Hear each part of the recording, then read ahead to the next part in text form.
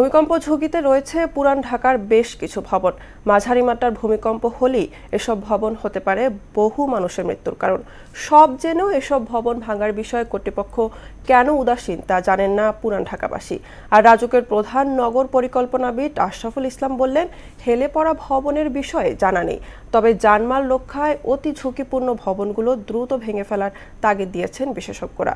সুরায়া মুন্নির বিশেষ প্রতিবেদন।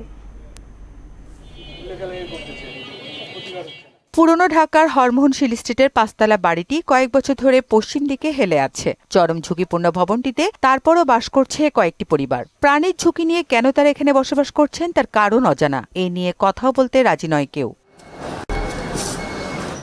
এর পাশেই আরেকটি পাঁচতলা ভবন। ভূমিকম্প বা অন্য কারণে হেলে পড়া ভবনটি ধসে পড়লে জানমাল দিয়ে তার মাসুল গুনতে হবে এই ভবন সহ আশপাশের মানুষদের। এই বিল্ডিং ঝুঁকিপূর্ণ, কিন্তু আপনারা সবাই সরকার দেবেন। আমি ক্যারেক্টার বুঝছেন, আমি চাকরি করি।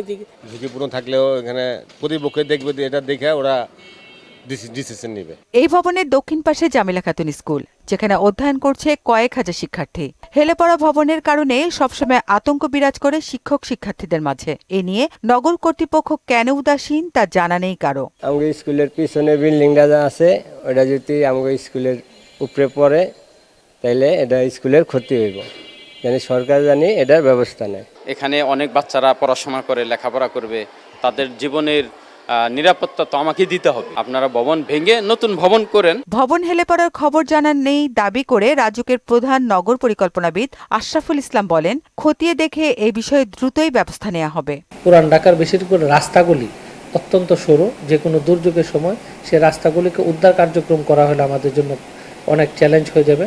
এবং হেলেপাড়া যেসব ভবনগুলি রয়েছে সেটা যদি আমাদের নজরে আসে, সেটা আমাদের যে অথরাইজ অফিসার রয়েছে তার নেতৃত্বে যে টিম রয়েছে তারা সেটা ইন্সপেকশন করবে, প্রয়োজনে ঝুঁকি হ্রাস করার জন্য সেখানে সিলগালার ব্যবস্থা গ্রহণ করবে। ঢাকা বিশ্ববিদ্যালয়ের ভূতত্ত্ব বিভাগের চেয়ারম্যান অধ্যাপক ডক্টর জিল্লুর রহমান বলেন, পুরানো ঢাকায় অনেক পরিত্যক্ত ও অতি ঝুঁকিপূর্ণ ভবন রয়েছে যা যে কোনো সময় বড় বিপর্যয়ের কারণ হতে পারে। কালক্ষেপণ না করে দ্রুত এসব ভেঙে ফেলা উচিত।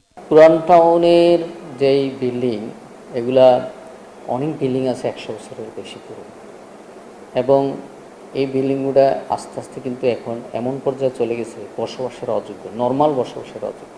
রাজধানীর সার্বিক চিত্র বিবেচনায় মাঝারি ধরনের ভূমিকম্পেই ঢাকা শহর মৃত্যু নগরীতে পরিণত হতে পারে বলে সতর্ক করে দেন তিনি। এই পুরান টাউনের এই বিল্ডিংগুলা ইমিডিয়েটলি এগুলা ডেমোলিশ করে এখানে নতুন বিল্ডিং করা উচিত। ভূমির গঠনগত কারণে দেশের রংপুর, ময়মনসিংহ ও সিলেট অঞ্চলকে মারাত্মক ঝুঁকিপূর্ণ অঞ্চল হিসেবে বিবেচনা করা হয়। এছাড়া ঢাকা ও চট্টগ্রাম মাঝারি এবং খুলনাকে কম ঝুঁকিপূর্ণ ধরা হয়। সুরাইয়া মুন্নি, মোহনা সংবাদ।